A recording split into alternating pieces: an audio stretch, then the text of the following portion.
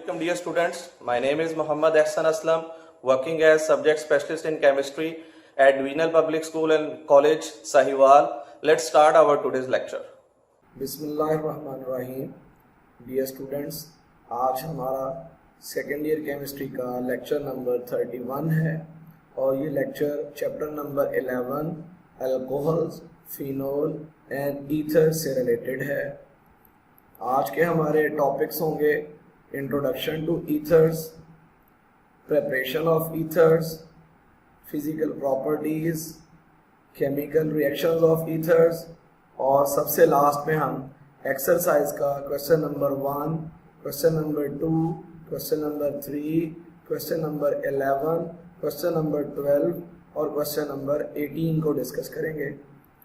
तो आइए आज का लेक्चर स्टार्ट करते हैं हमारे आज के पहले टॉपिक से, जो कि है इंट्रोडक्शन टू ईथर्स। तो सबसे पहले बेटा ये समझना ज़रूरी है कि ईथर्स क्या होते हैं।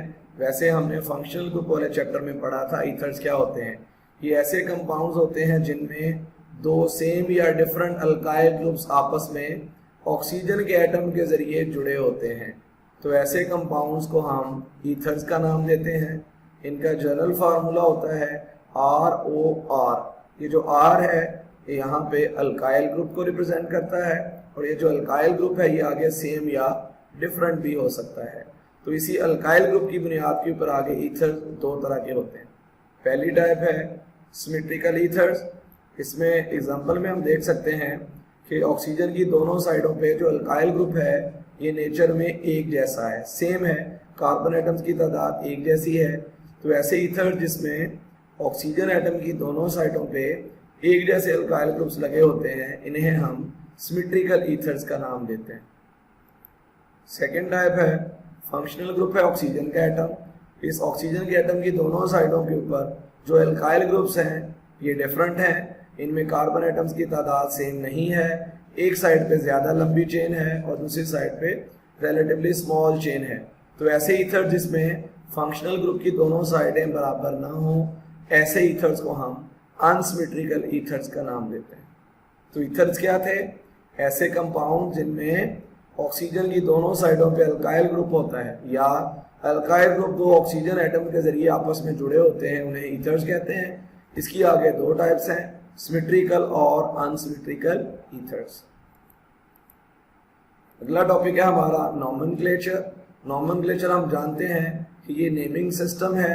इसी तरह से ईथर्स को नाम देने के लिए दोनों सिस्टम यूज हो सकते हैं।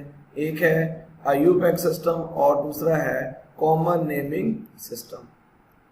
तो बेटा आइए नॉमेनक्लेचर को हम कुछ एग्जांपल्स की मदद से डिस्कस करते हैं। यहाँ पे मैंने टेबुलर फॉर्म के अंदर इनका नॉमेनक्लेचर डिस्कस करना है। सबसे पहले ये है आपके पास ईथर का फार्मूला जिसमें ऑक्सीजन की दो साइडों पे मिथाइल ग्रुप लगा हुआ है। तो हम बेटा इसको दोनों तरीकों से नाम देना सीखेंगे। दोनों कौन से मेथड? एक आपके पास है कॉमन नेमिंग सिस्टम और दूसरा है IUPAC नेमिंग सिस्टम। सबसे पहले मैं इनका कॉमन नेमिंग सिस्टम यहाँ पे डिस्कस करता हूँ। तो कॉमन नेमिंग सिस्टम में आपने ऑक्सीजन की दोनों साइडों के ऊपर अल्काइल ग्रुप्स को देखना है, उन दोनों अल्काइल ग्रुप्स का नाम लिखना है और साथ में वर्ड लगा देना है ईथर।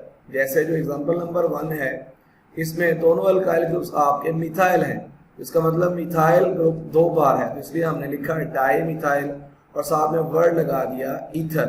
इसका मतलब जब दोनों अल्काइल ग्रुप सेम होंगे तो हम उनकी तादाद बताने के लिए डाई का वर्ड यूज करेंगे और जो अल्काइल ग्रुप होगा उसका नाम लिख देंगे। तो ये आपके पास इसका कॉमन नेम बन जाएगा।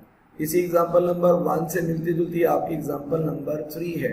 3 में ऑक्सीजन की दोनों साइडों के ऊपर इथाइल ग्रुप्स है और दोनों साइडों पे दो बार इथाइल ग्रुप है, इसलिए इसके नाम में हम लिखेंगे डाई इथाइल और साथ में वर्ड लगा देंगे ईथर।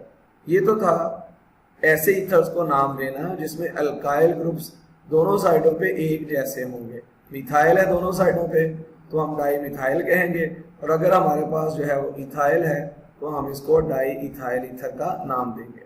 अब हम देखते हैं एग्जाम्पल नंबर 2, एग्जाम्पल नंबर 4 और एग्जाम्पल नंबर 5 जिसमें ऑक्सीजन की दोनों साइडों के ऊपर जो अल्काइल ग्रुप्स हैं ये डिफरेंट हैं। एक साइड पे इथाइल है, एक साइड पे मिथाइल है। तो इनका नाम लिखने के लिए आपने दोनों अल्काइल ग्रुप्स का नाम लिखना है। जैसे इसमें पहले मिथाइल का नाम आ गया, साथ में क्या लग गया, इथाइल। तो दोनों इल्काइल ग्रुप्स का नाम आ गया मिथाइल, इथाइल, और साथ में वर्ड लग जाएगा ईथर। तो इसका कॉमन नेम बनेगा मिथाइल इथाइल ईथर। अब एग्जांपल नंबर 4 को देखते हैं।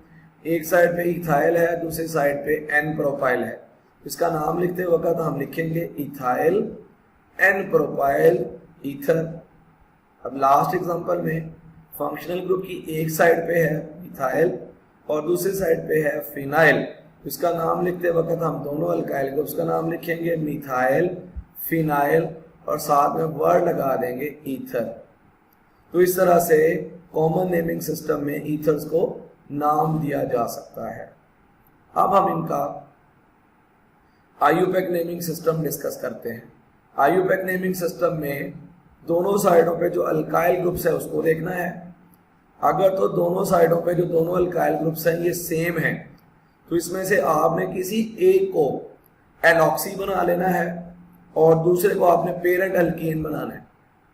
दोबारा से डियर स्टूडेंट्स, किसी एक का नाम हमने एलॉक्सी पैटर्न पे और दूसरे को हमने पेरेंट अल्केन बनाना है। अगर तो दोनों अल्काइल ग्रुप सेम है फिर तो आप जिसको मर्जी एलॉक्सी और जिसको मर्जी अल्कीन के पैटर्न पे नाम दे सकते हैं। जैसे इसके अंदर अल्काइल से मुराद मिथाइल ग्रुप है और दूसरी साइड पे आपके पास भी मिथाइल ग्रुप है, तो आप किसी एक को एलॉक्सी मीन मिथाइल से क्या बनेगा, मेथॉक्सी, और दूसरे को हम पेरेंट बना लेंगे जो कि अल्केन बनेगा। और यहाँ पे क्योंकि ये मिथॉक्सी है और दूसरी साइड पे मिथाइल है तो इसलिए एक बनेगा मिथॉक्सी और दूसरा बनेगा मीथेन। इसका पेरेंट नाम होगा मिथॉक्सी मीथेन। इसका मतलब ये हुआ कि जिसमें दोनों साइडों पे अल्काइल ग्रुप्स एक जैसे हैं उसमें किसी एक को आपने एलॉक्सी पैटर्न पे नाम देना है और दूसरे को आपने अल्केन के पैटर्न पे नाम देना है। जैसे ये एग्जांपल नंबर 3 है, इसमें भी जो दोनों अल्काइल ग्रुप्स ऑक्सीजन की साइड पे हैं ये दोनों सेम है, तो किसी एक को हम एलॉक्सी, तो यहाँ पे इथेन से इथाइल से बनेगा इथॉक्सी और दूसरी साइड पे आएगा इथेन, इसका नाम होगा इथॉक्सी इथेन। तो अब हम ऐसे एग्जांपल्स देखते हैं जिसमें दोनों साइडों पे अल्काइल ग्रुप्स डिफरेंट होंगे। जब डिफरेंट होंगे तो बेटा ऑब्वियसली उनमें से एक ऐसा होगा जो कम कार्बन एटम्स की तादाद रखता होगा और एक ऐसा होगा जिसके अंदर कार्बन एटम्स की तादाद ज्यादा होगी। जैसे एग्जांपल नंबर 2 में कंपैरिजन कर लें, एक साइड पे 2 कार्बन एटम्स हैं और एक साइड पे 1 कार्बन एटम है, तो ऐसा अल्काइल ग्रुप जिसके अंदर कार्बन एटम्स की तादाद ज्यादा है इसको आपने पेरेंट अल्केन का नाम देना है।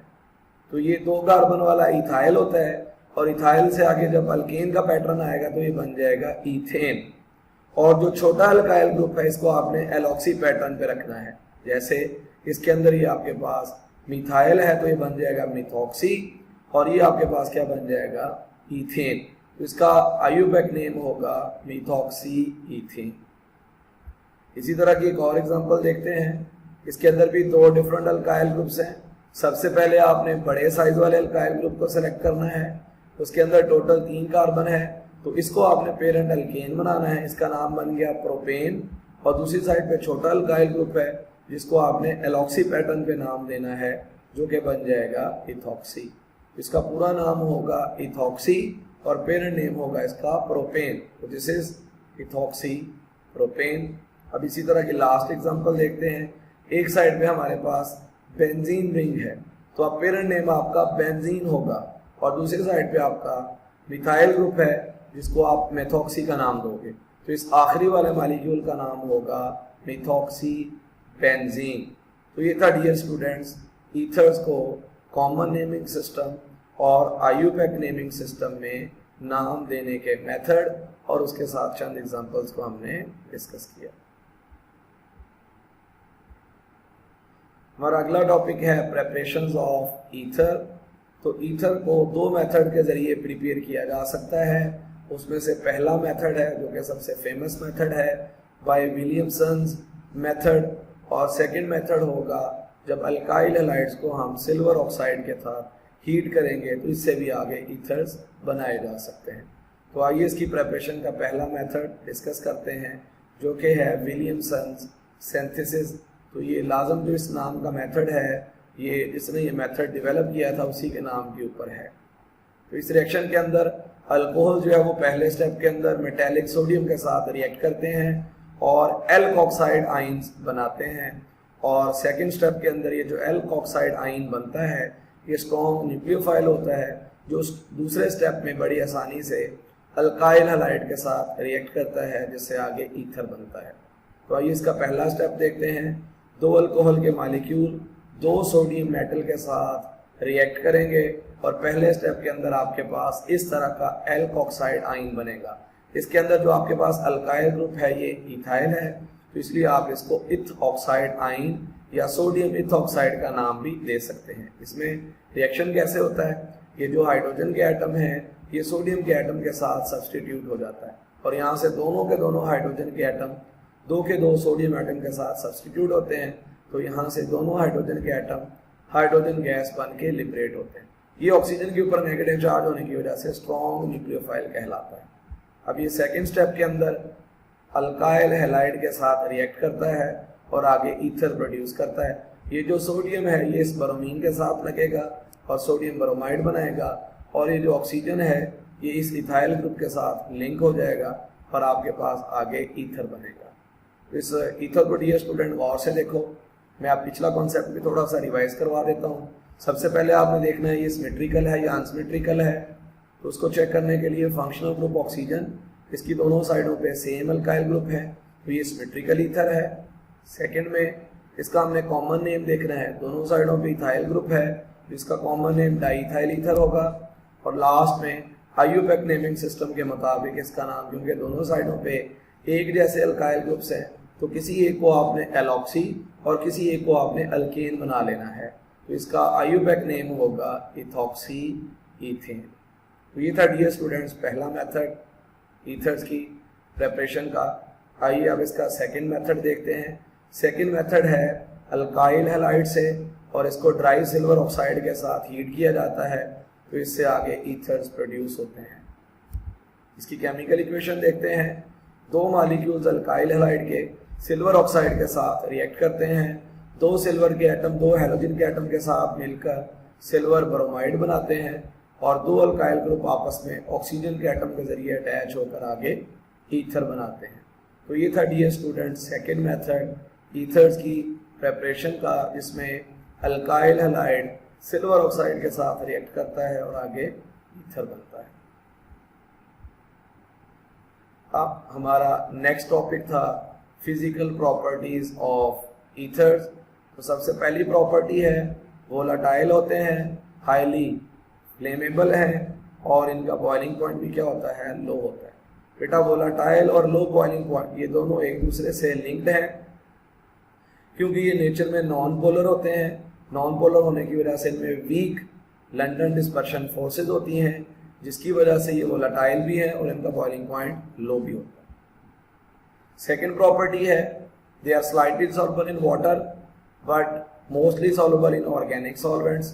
ये जो स्लाइटली सॉल्युबल इन वाटर है उसकी रीज़न ये है कि बेटा ये कुछ हद तक वाटर के साथ हाइड्रोजन बॉन्डिंग बना लेते हैं और उस हाइड्रोजन बॉन्डिंग की वजह से ही वाटर के अंदर स्लाइटली सॉल्युबल होते हैं।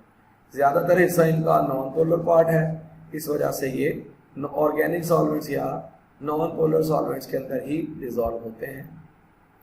थर्ड प्रॉपर्टी है ये जब ईथर के मॉलिक्यूल आपस में इंटरेक्ट करते हैं तो इनमें आपस में हाइड्रोजन बॉन्डिंग नहीं बनती। उसकी वजह है कि इनमें नॉन पोलर पार्ट है, नॉन पोलर पार्ट आपस में हमेशा लंदन फोर्सेस के जरिए जुड़ा होता है, लेकिन जब ये वाटर के साथ इंटरेक्ट करता है तो उसके साथ ये हाइड्रोजन बॉन्डिंग बना लेता है जिसकी वजह से ये स्लाइटली वाटर के अंदर सॉल्युबल भी था। तो ये थी हमारे पास dear student physical properties of ethers. अब हम इसकी केमिकल रिएक्टिविटी को, केमिकल रिएक्शंस को डिस्कस करेंगे। रिएक्शन डिस्कस करने से पहले थोड़ा सा इसकी स्ट्रक्चर से रिलेटेड वो कहता है कि जो ईथर्स होते हैं ये रिलेटिवली इनर्ट सब्सटेंसेस हैं। इनर्ट का मतलब ये ज़्यादातर सब्सटेंसेस के साथ केमिकली रिएक्ट नहीं करता। कौन कौन से रीजन्स हैं जिनके साथ ये रिएक्ट नहीं करता, वो हैं ammonia, alkalis, dilute acids, sodium metal. ये सारे के सारे रीजन्स इनका ईथर्स के ऊपर कोल्ड स्टेट में कोई रिएक्शन नहीं होता और इसके साथ साथ ईथर्स को आगे ऑक्सीडाइज या रेड्यूस भी नहीं किया जा सकता। लेकिन इसके बावजूद भी ईथर के कुछ रिएक्शंस हैं जो ईथर्स शो करते हैं। अब आइए उन केमिकल रिएक्शंस को देखते हैं। उनमें सबसे पहला रिएक्शन है हाइड्रोजन आयोडाइड के साथ। तो ईथर्स जब हाइड्रोजन आयोडाइड के साथ रिएक्ट करते हैं, पहले स्टेप के अंदर इस तरह की एडिशन प्रोडक्ट बनती है। यहाँ पे ऑक्सीजन के पास लोन पेयर है और यह हाइड्रोजन आयोडाइड आपका एसिड है। एसिड की प्रॉपर्टी होती है इसने H पॉजिटिव में लिबरेट करना है। तो ये जो ईथर है ये अपने लोन पेयर के जरिए इस प्रोटॉन को एक्सेप्ट करता है। तो यहाँ पे ईथर जो है डियर स्टूडेंट्स ये लुईस बेस के तौर पर बिहेव कर रहा है और ये जो आपके पास हाइड्रोजन आयोडाइड है ये प्रोटॉन डोनर है और इलेक्ट्रॉन पेयर एक्सेप्टर है। तो ये लिहाजा यहाँ पे एसिड का रोल प्ले कर रहा है। तो अगले स्टेप के अंदर क्योंकि ऑक्सीजन ने आपका इलेक्ट्रॉन जो है वो क्या किया, एक्सेप्ट किया है, तो ये वाला पॉजिटिव चार्ज यहाँ पे ऑक्सीजन के ऊपर शो होगा। ये पॉजिटिव चार्ज ऑक्सीजन का है। तो पहले स्टेप में आपके पास स्टेबल प्रोडक्ट की बजाय अनस्टेबल ऑक्सोनियम आयन बनता है। ऐसा आयन जिसमें ऑक्सीजन के ऊपर पॉजिटिव चार्ज होता है वो आयन क्या कहलाता है, ऑक्सोनियम आयन कहलाता है और साथ में आयोडाइड आयन बनता है। अगले स्टेप के अंदर ये जो आयोडाइड आयन है ये इस इथाइल ग्रुप को अपने साथ अटैच कर लेता है और इथाइल आयोडाइड में कन्वर्ट हो जाता है और ये जो इस बॉन्ड के इलेक्ट्रॉन है ये इस ऑक्सीजन को वापस हो जाते हैं जिससे इसका पॉजिटिव चार्ज खत्म हो जाता है और ये वाला जो है ये आपका अल्कोहल बन जाता है। और ये कौन सा अल्कोहल है, ये है आपके पास इथाइल अल्कोहल। तो इस तरह से ईथर जो है ये दो स्टेप्स के अंदर हाइड्रोजन आयोडाइड के साथ रिएक्ट करता है और आगे अल्कोहल और अल्काइल हैलाइड जैसी प्रोडक्ट्स बनाता है। इसका सेकंड रिएक्शन है विद हॉट फास्फोरस पेंटाक्लोराइड। इससे भी आगे जो आपकी प्रोडक्ट है वो अल्काइल हैलाइड्स होंगे। L5 यूज किया है, क्लोरीन इस्तेमाल की है, तो आपकी प्रोडक्ट बेटा क्या होगी, अल्काइल क्लोराइड्स होगी। तो रिएक्शन देखते हैं। ये आपके पास डाई इथाइल ईथर है या इथॉक्सी इथेन है। इसका रिएक्शन PCl5 के साथ है। यहाँ पे कोई भी ईथर लिया जा सकता है और इसकी जो आगे प्रोडक्ट बननी है वो दोनों के दोनों जो है वो आपके अल्काइल ग्रुप हैलोजन के साथ लग जाएंगे और बनाएंगे अल्काइल हैलाइड्स और साथ में आपके पास फास्फोरस का ऑक्सी ट्राई क्लोराइड बनना है जो कि इस रिएक्शन की बाई प्रोडक्ट है। तो हम ये कह सकते हैं कि जब ईथर्स PCl5 के साथ रिएक्ट करते हैं तो ये आगे अल्काइल हैलाइड बनाते हैं और साथ में फास्फोरस का ऑक्सी ट्राई क्लोराइड बनता है। अगर ये दोनों अल्काइल ग्रुप सेम है तो सेम अल्काइल हैलाइड बनेगा और अगर ये दोनों अल्काइल ग्रुप्स डिफरेंट होते तो यहाँ पे जो अल्काइल हैलाइड बनना था ये भी आपका डिफरेंट होना था, सेम नहीं होना था। तो ये था डियर स्टूडेंट्स आपके ईथर्स का रिएक्शन नंबर 2। तो अब हम एक्सरसाइज डिस्कस करते हैं और एक्सरसाइज के अंदर सबसे पहला क्वेश्चन है फिल इन द ब्लैंक्स।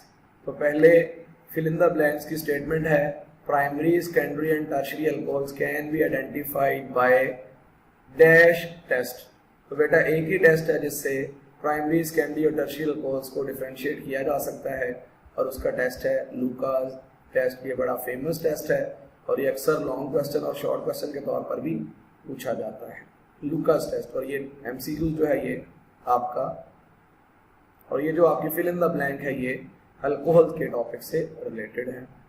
तो आइए अब नेक्स्ट देखते हैं oxidation of dash alcohols give ketones. तो ये डियर स्टूडेंट आपने हमेशा याद रखना है, सेकेंडरी अल्कोहल से हमेशा कीटोन बनता है, प्राइमरी अल्कोहल से हमेशा एल्डिहाइड बनता है और टर्शियरी अल्कोहल ऑक्सीडाइज होने की बजाय डिहाइड्रेट हो जाता है जिससे आगे अल्कीन बनती है।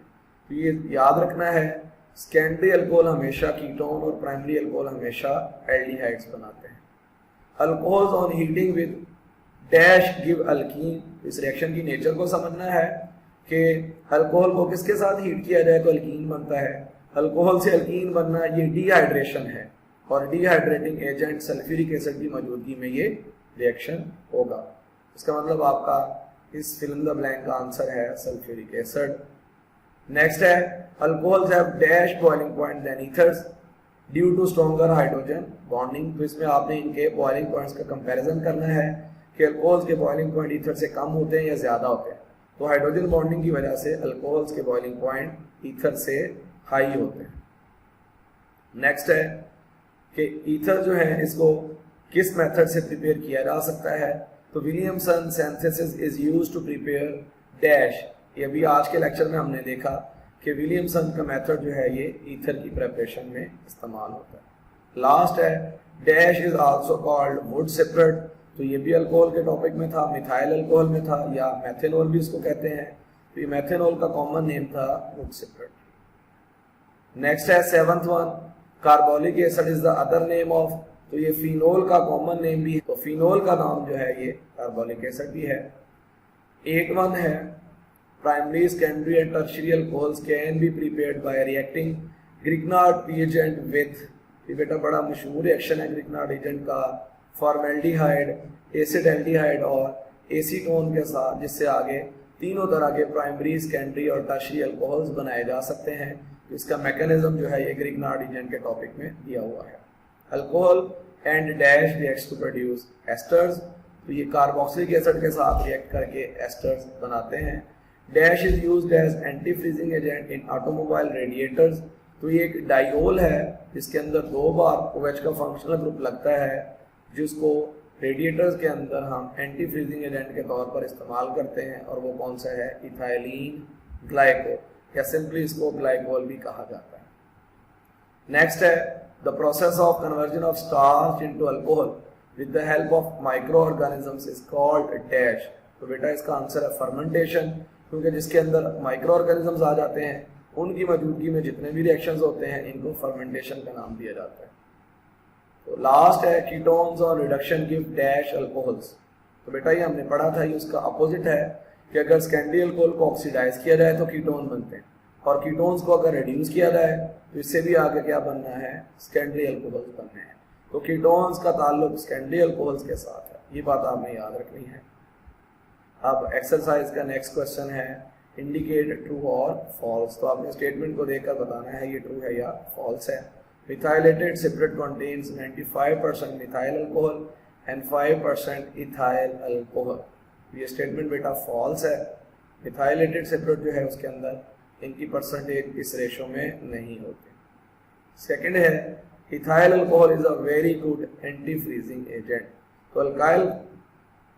तो इथाइल अल्कोहल में ये खूबी नहीं है कि वो एंटी फ्रीजिंग एजेंट के तौर पर एक्ट करे, तो लिहाजा ये स्टेटमेंट फॉल्स है।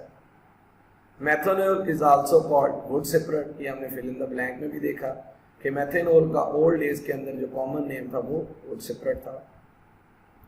Only 14% ethyl alcohol can be prepared by fermentation, तो ये स्टेटमेंट आपकी ट्रू है, इससे ज्यादा परसेंटेज फर्मेंटेशन के प्रोसेस से हासिल नहीं की जा सकती है।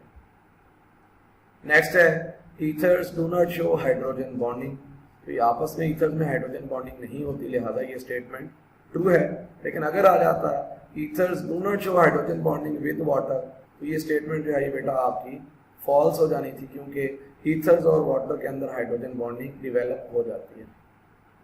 नेक्स्ट है alcohols are more acidic than phenols, तो फिनोल ज्यादा एसिडिक होता है अल्कोहल से, ना कि अल्कोहल्स, ये स्टेटमेंट फॉल्स है।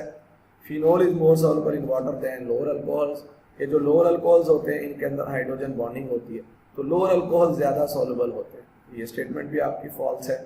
Alcohols are more basic than ethers, तो ईथर के अंदर लोन पेयर डोनेट करने की एबिलिटी अल्कोहल्स की निस्बत ज्यादा होती है, तो ईथर जो है ये लुइस बेस है और ये स्ट्रॉन्गर है देन अल्कोहल्स, ना कि अल्कोहल्स, तो ये स्टेटमेंट आपकी फॉल्स है।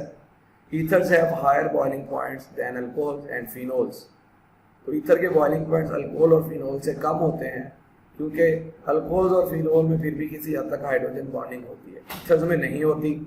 Methanol and ethanol can be distinguished by iodoform test, तो मेथेनॉल और एथेनॉल में एक टेस्ट की मदद से डिफरेंशिएट किया जा सकता है, कौन सा टेस्ट है, और वो है आइडोफॉर्म टेस्ट। इसका मतलब ये स्टेटमेंट हमारी ट्रू है।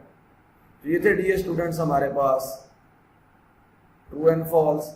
अब हम देखते हैं मल्टीपल चॉइस क्वेश्चंस को, इसके अंदर आपने करेक्ट आंसर को इनसर्कल करना है। सबसे पहला है which compound shows hydrogen bonding, आपके ऑप्शंस हैं C2H6 बीटा ऑप्शन है, C2H5Cl चार्ली ऑप्शन है, CH3OCH3 और डेल्टा ऑप्शन है आपके पास C2H5OH। तो अगर आप इनकी नेचर को जानते हैं तो आप पहचान सकते हैं कि हाइड्रोजन बॉन्डिंग किस में होगी। पहला आपके पास अल्केन है, अल्केन में नहीं होती। अल्काइल हैलाइड है, इनमें भी नहीं होती। ईथर्स में भी नहीं होती। तो हाइड्रोजन बॉन्डिंग सिर्फ और सिर्फ अल्कोहल्स में होती है। तो आपका डेल्टा ऑप्शन जो है ये राइट आंसर है। सेकंड है which compound shows maximum hydrogen bonding with water. Options हैं methyl alcohol, ethyl alcohol, Charlie option है, डाइमिथाइल ईथर और डेल्टा ऑप्शन है फिनोल। तो इस बेटा आपने याद रखना है ये जो इथाइल अल्कोहल है इसके अंदर मैक्सिमम हाइड्रोजन बॉन्डिंग बनाने की एबिलिटी है विद वाटर। नेक्स्ट देखते हैं विच compound is more soluble in water. तो ये बेटा जो पिछला एमसीक्यू था उसी से रिलेटेड है। ऐसा कंपाउंड जो वाटर के साथ ज्यादा स्ट्रॉन्गर हाइड्रोजन बॉन्ड बना सकता है वही ज्यादा सॉल्युबल होगा। तो इस केस के अंदर भी आपका आंसर इथाइल अल्कोहल है, अल्फा ऑप्शन। नेक्स्ट है which compound will have the maximum repulsion with water. तो जो लीस्ट सॉल्युबल होगा, जिसके वाटर के साथ हाइड्रोजन बॉन्डिंग नहीं बनेगी, वो सबसे ज्यादा वाटर से रिपेल होगा और वो है आपके पास अल्फा ऑप्शन। और ये अल्फा ऑप्शन में बेंजीन दी गई है। नेक्स्ट है MCQ number 5, ethanol can be converted into ethanoic acid. तो बेटा ये कन्वर्जन के लिहाज से याद रखना है, जब भी अल्कोहल्स को ऑक्सीडाइज किया जाता है तो इनसे आगे एसिड बनता है। तो ये कौन सा रिएक्शन होगा? ऑक्सीडेशन का। Which enzyme is not involve in fermentation of starch. इसमें 3 ऐसे हैं जो फर्मेंटेशन ऑफ स्टार्च में इस्तेमाल होते हैं। एक एंजाइम ऐसा है जो इस पर्पज के लिए इस्तेमाल नहीं होता और वो कौन सा है? यूरिएज है। और ये वाला जो एंजाइम है ये यूरिया की ब्रेक डाउन के लिए इस्तेमाल होता है, फर्मेंटेशन ऑफ स्टार्च में इस्तेमाल नहीं होता। बेटा 7वां एमसीक्यूज है, बहुत आसान सा है। Which compound is called as universal solvent. तो हम जानते हैं कि वाटर ही आपका यूनिवर्सल सॉल्वेंट है। नेक्स्ट क्वेश्चन है बेटा give the reason for the following short questions. तो हमने शॉर्ट क्वेश्चंस के आंसर करने हैं। Ethyl alcohol is a liquid while methyl chloride is a gas. इसके अंदर बेटा कॉन्सेप्ट को याद रखें, इंटरमोलिकुलर फोर्सेस की स्ट्रेंथ जिसमें ज्यादा होगी उसकी फिजिकल स्टेट लिक्विड होगी और जिसमें कम होगी वो गैस फेज में होगा। तो इसका मतलब आपको ये समझ आ गया कि अगर इथाइल अल्कोहल लिक्विड है तो इसके अंदर इंटरमोलिकुलर फोर्सेस की स्ट्रेंथ गैस फेज में है, तो बेटा इसके अंदर वीक इंटरमोलिकुलर फोर्सेस होंगी। और अल्कोहल्स के अंदर इंटरमोलिकुलर फोर्सेस कौन सी होती है? Hydrogen bonding. इसका मतलब इथाइल अल्कोहल लिक्विड फेज में है, इसकी वजह हाइड्रोजन बॉन्डिंग है। Ethyl alcohol has hydrogen bonding amongst methyl chloride is non-polar molecule having weak London forces due to which it exists in gas phase while ethyl alcohol is a liquid। बेटा इसमें intermolecular forces का hydrogen bonding का concept involve था। Second short question है ethanol has higher boiling point than diethyl ether. तो बेटा boiling point का ताल्लुक भी डायरेक्ट इंटरमोलिकुलर फोर्सेस की स्ट्रेंथ के साथ है। एथेनॉल का बॉइलिंग पॉइंट इसलिए ज्यादा होता है क्योंकि इसके अंदर हाइड्रोजन बॉन्डिंग होती है और ये हाइड्रोजन बॉन्डिंग जो है ये स्ट्रॉन्गर है। So diethyl ether is non polar molecule having weak London forces thus having low boiling points while ethyl alcohol has strong hydrogen bonding और इसी वजह से having higher boiling point than ether। बेटा इसके अंदर भी हाइड्रोजन बॉन्डिंग का concept involve था।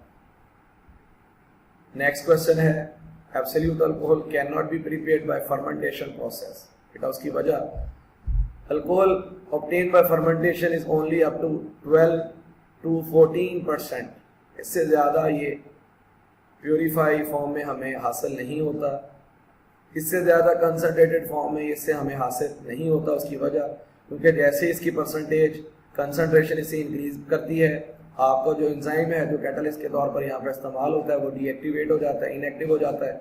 इस वजह से आपका रिएक्शन जो है वो स्टॉप हो जाता है। तो ये मेन रीज़न है कि इस फर्मेंटेशन के प्रोसेस से जो आपका अल्कोहल हासिल होता है उसकी जो कंसनट्रेशन है ये 12 से 14% तक होती है। इससे ज़्यादा कंसनट्रेशन इस प्रोसेस से हासिल नहीं की जा सकती। Ethanol gives different products with concentrated sulphuric acid under different conditions. तो ये हमने अल्कोहल्स के रिएक्शन में देखा था कि सल्फ्यूरिक एसिड के साथ डिफरेंट टेम्परेचर के ऊपर इथाइल अल्कोहल डिफरेंट प्रोडक्ट्स बनाता है।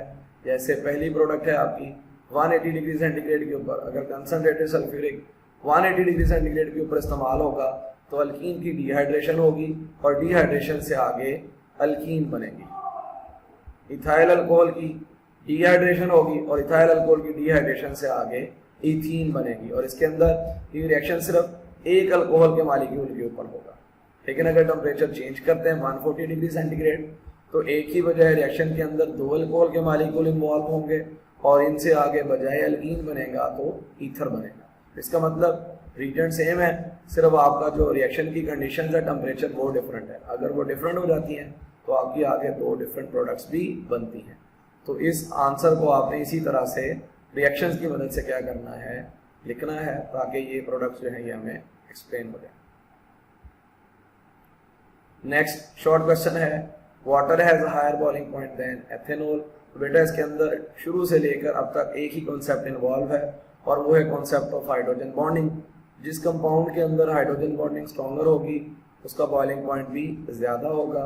तो ये दोनों पोलर हैं, लेकिन पोलर होने के साथ साथ वाटर के अंदर हाइड्रोजन बॉन्ड्स की तादाद भी ज़्यादा है और हाइड्रोजन बॉन्डिंग भी वाटर के अंदर क्या होती है, स्ट्रॉन्गर होती है। इस वजह से वाटर का बॉइलिंग पॉइंट एथेनॉल से क्या होगा, ज़्यादा होगा। अब बेटा सबसे इंपॉर्टेंट पार्ट है एक्सरसाइज के अंदर क्वेश्चन नंबर 12, और इसके लिए है कि हाउ विल यू कन्वर्ट, ये आपने कुछ कन्वर्जेंस करनी है। इनमें सबसे पहली है कि आपने मेथेनॉल को एथेनॉल के अंदर कन्वर्ट करना है।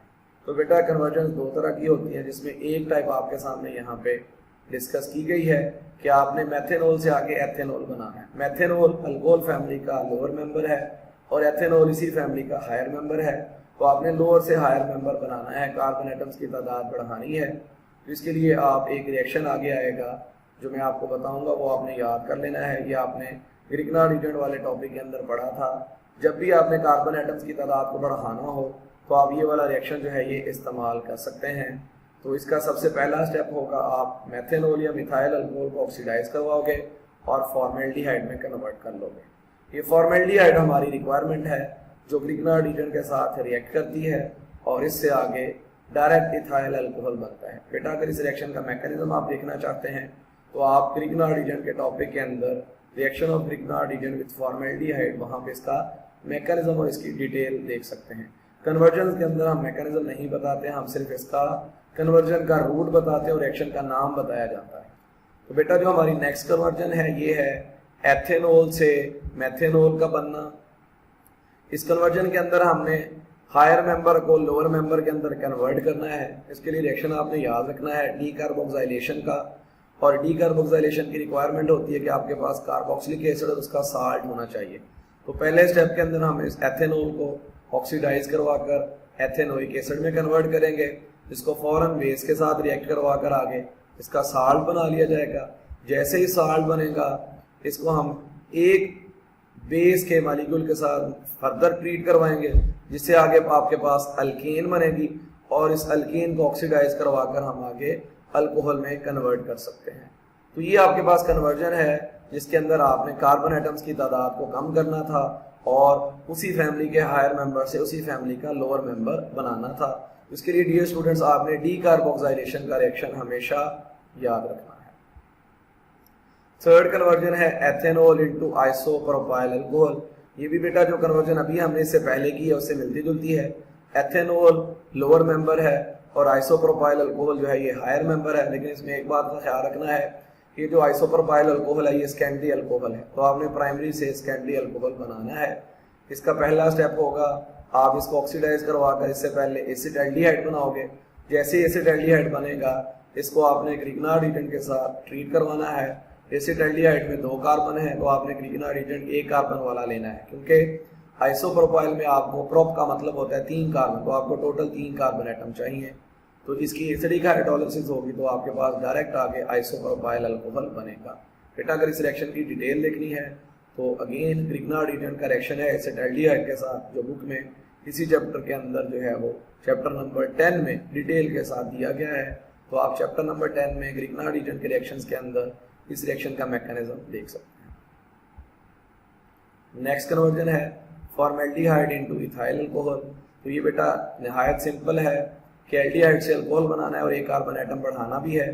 तो आप इसको डायरेक्ट ट्रीट करवाओगे किसके साथ, जितने कार्बन एटम बढ़ाने हैं उतने कार्बन एटम आपके पास ग्रिग्नार्ड रिएजेंट में होने चाहिए। जैसे आपने 1 कार्बन एटम इंक्रीज करना है तो ग्रिग्नार्ड रिएजेंट वो यूज करना है जिसके अंदर 1 कार्बन एटम हो। तो ये मिथाइल वाला यूज किया। तो ये रिएक्शन का मैकेनिज्म अभी मैं आपको बता रहा था कि चैप्टर नंबर 10 में ग्रिग्नार्ड रिएजेंट के रिएक्शंस के अंदर है। इसकी एसिडिक हाइड्रोलिसिस से आगे एथेनॉल बनता है। बेटा आपने अगर थोड़ा सा गौर किया हो तो एक ही रिएक्शन है ग्रिग्नार्ड रिएजेंट का फॉर्मेल्डिहाइड, एसिटाल्डिहाइड और एसीटोन के साथ जो बार बार इन तमाम कन्वर्जन्स के अंदर इस्तेमाल हो रहा है, तो इन कन्वर्जन्स को करने से पहले आप एक दफ़ा चैप्टर नंबर 10 में इस ग्रिग्नार्ड एजेंट के मैकेनिज्म को रिवाइज कर लेंगे, तो ये आपके लिए कन्वर्जन नहायत आसान हो जाएंगे। बेटा हमारे पास नेक्स्ट क्वेश्चन है, क्वेश्चन नंबर 18, जो क्या है, right IUPAC names of the following compounds. इसके अंदर हमने इनके आईयूपैक नेम्स लिखने हैं। आपके पास पहला मालिक्यूल जो दिया हुआ है ये है CH3 2 टाइम्स CHOH। तो बेटा इस तरह से इसका नाम लिखना हमारे लिए थोड़ा सा मुश्किल होगा। आप सबसे पहले इसको एक्सपेंड करके लिख लें स्ट्रक्चरल फॉर्म के अंदर। अब इसको नाम लेना आसान है। अब आप देख सकते हैं इसी मालिक्यूल को मैंने थोड़ा सा एक्सपेंड करके लिखा है। ये आपके पास CH है जिसके साथ 2 मिथाइल ग्रुप लगे हुए हैं। तो ये है हमारे पास CH जिसके साथ 2 मिथाइल ग्रुप हैं, एक लेफ्ट साइड पे एक राइट साइड पे, और इसी के साथ आपके पास OH जो है ये फंक्शनल ग्रुप लगा हुआ है। अब आपने इसकी नंबरिंग करनी है। नंबरिंग आपने उस साइड से करनी होती है, एक तो टर्मिनल साइड से करनी है, मतलब इस कार्बन से या इस कार्बन से, और नंबरिंग उस साइड से करनी है जिस साइड से वो कार्बन जिसके साथ फंक्शनल ग्रुप लगा हुआ उसके ऊपर नंबर कम से कम आ जाए। इसमें दोनों साइडों से फंक्शनल ग्रुप वाले कार्बन पे नंबर 2 ही आना है। तो नाम लिखते वक्त सबसे पहले आपने फंक्शनल ग्रुप की पोजीशन बतानी होती है 2, फिर उसके साथ बेटा आपने जितने टोटल कार्बन आइटम होते हैं वो बताने होते हैं प्रॉप, और एंड के अंदर क्योंकि ये अल्कोहल है तो इसका नाम का एंड होगा OL के ऊपर। तो ये आपके पास है 2 प्रोपेनॉल का मॉलिक्यूल। सेकंड एग्जांपल को देखेंगे बेटा, ये है CH3 2 टाइम्स CH CH2OH। तो सबसे पहला काम होगा कि आपने इसको एक्सपेंड करके लिखना है। जब भी आपके पास कोई चीज़ ब्रैकेट में आ जाए सिवाय CH2 के, तो बेटा आपने याद रखना है वो हमेशा ब्रांच होगी। इसका मतलब ये जो 2 मिथाइल ग्रुप हैं ये CH3 के साथ अटैच हैं। तो देखिए ज़रा इसके स्ट्रक्चरल फार्मूले में मैंने इनको किस तरह से लिखा हुआ है। ये कार्बन नंबर 2 आपके पास CH है और इसकी दोनों साइडों के ऊपर मैंने क्या लगा दिया है CH3 मिथाइल ग्रुप, एक यहाँ पे है और एक यहाँ पे, और आगे CH2 और OH।